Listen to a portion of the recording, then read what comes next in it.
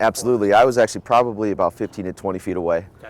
My back was actually kind of turned to them at that point. I was actually talking to our athletic director about site managing a lacrosse meet later that night. And kind of all of a sudden, out of the blue, I just hear, "Coach, coach, coach." And I turned around and saw an athlete down, and Mr. Rayson, our other varsity assistant coach, had already been leaning over Caleb, and he was trying to yell at him and trying to get him to respond. Obviously, I then ran over, and that was when I had asked Coach Rayson if we needed to call 911, and he said yes.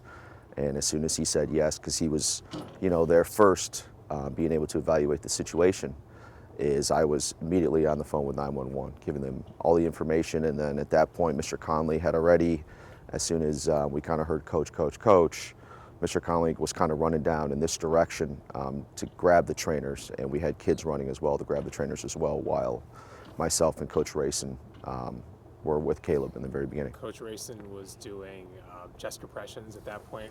What was your role at that point? Or were you 911 or? Yes, at the very beginning, as I was running over there, he was still kind of evaluating, still kind of trying to check for a pulse.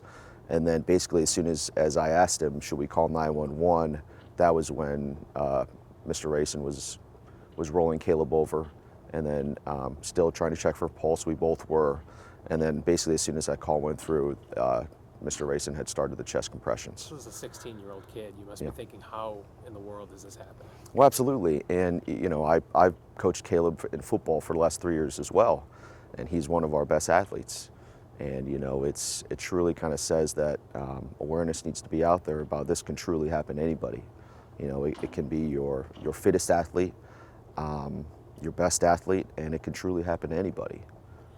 And when he was taken away and there's this uncertainty, what's going through your head? You don't know if he's going to live or die. Well, I mean, that was, my whole concern at that point was for Caleb's family, his mother and father, as well as his two younger siblings as well. And that was really all I was thinking about at that point. And, true credit goes out to, his family for being so strong at that time, and being able to see them kind of that night at the hospital, and how strong they were and how supportive they were, obviously for Caleb. But, truly the credit goes to, Coach Rayson, who was there first, our athletic trainers who were able to grab the AED and everything, and continue the CPR compressions and everything, as well as the first responders. The first are the police, as well as the fire department ambulances. They were here, basically kind of as I was finishing up with the 911 call, as they were pulling into our property here. And it was so quick, but it kind of seemed like they were here. I assume this is a life-changing event for you. It must be emotional to deal with something like this. Absolutely, absolutely. Well, this was my first year as the head coach, and so it was kind of into week 2, just kind of another nice day out. We had some nice weather early in the season, and we were able to get out and train. And it was just kind of all still getting used to being a head coach. And then, but we would obviously, do this for any of our student athletes. But it just happened on that day that, I was there at the finish line. Coach Rayson was there. Our trainers were here. Our athletic director was here.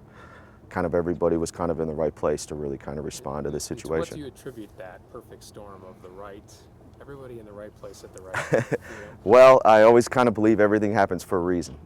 And, our athletic director has a lot of other things, and he was being able to be there today, or that day.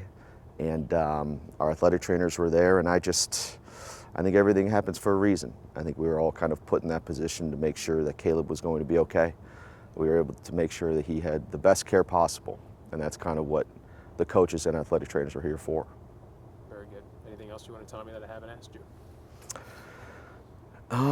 Other than kind of what Coach Rayson said, it kind of all just happened so fast, and it truly, the credit goes to, our administrators, and making sure that our coaches and our athletic trainers are properly trained to respond for a situation like this.